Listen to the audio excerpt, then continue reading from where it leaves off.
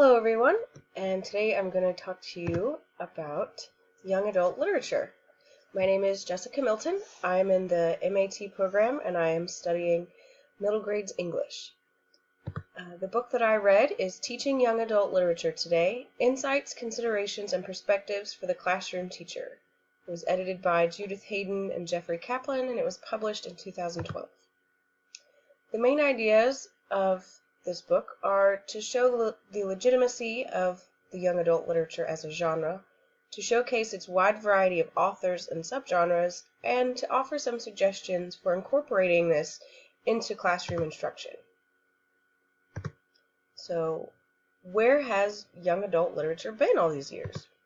Well, first it would be helpful if we talked about what exactly it is, and young adult literature is a genre written specifically about the challenges of adolescent life for adolescents.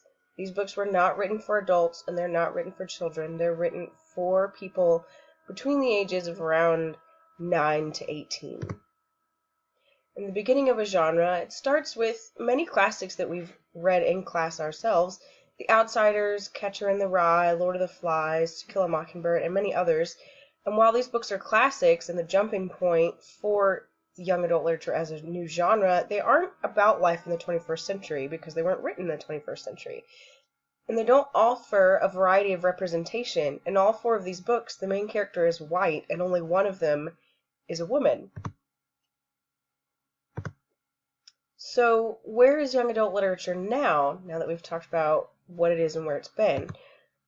Recently, young adult literature has exploded. There were more than 2,000 titles printed in 2008. 2,000 titles. Another point that's awesome is that it's diverse. There's literally something for everyone. We've all heard of these popular dystopian novels and fantasy novels, but what we don't realize is that young adult literature is also very multicultural. White is no longer the norm with these novels.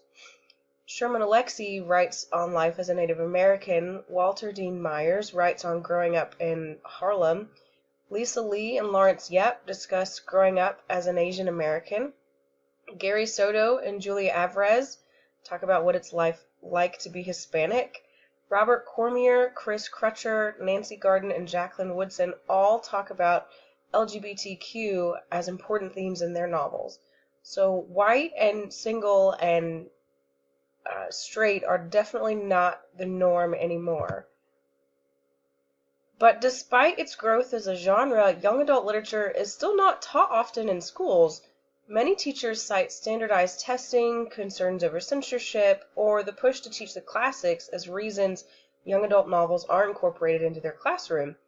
But a lot of younger students are turned away from a level of literature because they're forced to study books they aren't ready for yet. When young adult titles are used in class, it's often during independent study and not as a whole class assigned reading. What many people don't realize is that students find these novels outside of class on their own, so we should incorporate them inside of class and give them a safe and structured environment in which to help them get through their rough adolescent years. So where's young adult literature going? It's going everywhere, across all content areas. Just to give a few examples, in math, The Number Devil, a mathematical adventure by Hans Magnus Enzensberger, a young boy receives dreams from the Number Devil, who introduces mathematical puzzles for him to solve. He eventually agrees to study under the Nighttime Phantom to become the number apprentice. In music, Fat Kid Rules the World by K.L. Going, Troy is an overweight teen who is depressed and suicidal. He runs into and befriends Kurt, a musically talented high school dropout. Kurt convinces Troy to join his band as their new drummer, and the two set out on an adventure that changes their lives, all based on their love of music. In science, students can study The Carbon Diaries by Saucy Lloyd. It's set in the London in the future, and this novel focuses on the environmental effects of global warming, and it's told from the perspective of 16-year-old Laura. In world literature, or Spanish classes, students can study La Línea by Anne Jaramillo. This novel tells the story of a brother and sister who cross the Mexican-American border to become illegal immigrants. This would also be a wonderful novel to study during a current events class. For history, Sherry Smith writes Hot, Sour, Salty, and Sweet, which tells the story of a young girl who's half Chinese American and half African American, and how she blends those vastly different cultures that her parents and grandparents have brought and raised her in. Young adult literature and the internet. It is no secret that the future is in and literally on the internet.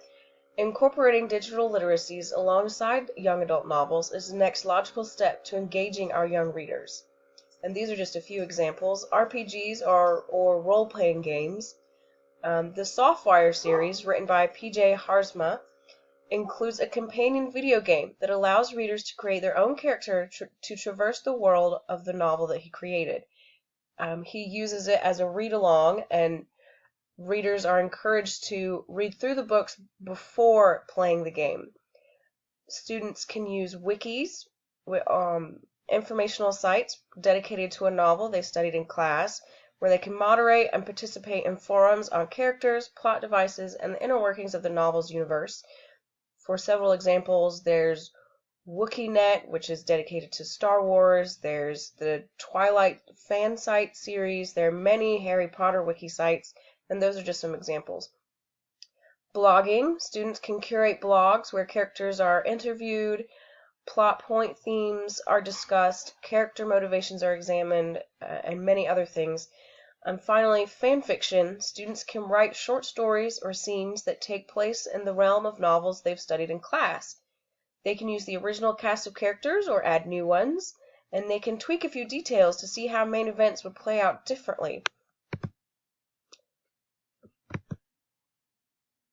And these are 2 teaching strategies to remember, which presented themselves in the novel. Selecting quality works. Choosing to teach young adult literature does not mean selecting works of inferior quality. This is something we really need to remember. And with so many young adult titles to choose from, remember, over 2,000 just in 2008, the task to find works of quality can be daunting. However, many New York Times best-selling authors have written young adult books, and just a few are Sherman Alexie, James Patterson, Ridley Pearson, C.S. Lewis, J.R.R. Tolkien, Brandon Sanderson, and Joyce Carol Oates, just to name a few. There are tons of others, and this would be a great starting point for teachers who want to teach young adult literature but don't really know where to start. And finally, incorporating young adult literature into every content area helps students. It helps them cope with the trials and tribulations of adolescence in all walks of life, not just in literature class. It helps them gain new interests in subjects they might not otherwise be interested in, and it increases reading comprehension in students. And for teachers, it encourages cross-curriculum teamwork. And finally, I will leave you with a very thought-provoking quote. If reading truly is about thinking, we must continue to diffuse the either-or argument and focus on developing informed approaches to instruction, in which teachers and students select from the wide range of adolescent literature available, i.e. both classics and young adult literature, in order to meet instructional purposes at hand. Thank you for your time, and I hope you've learned as much as I have.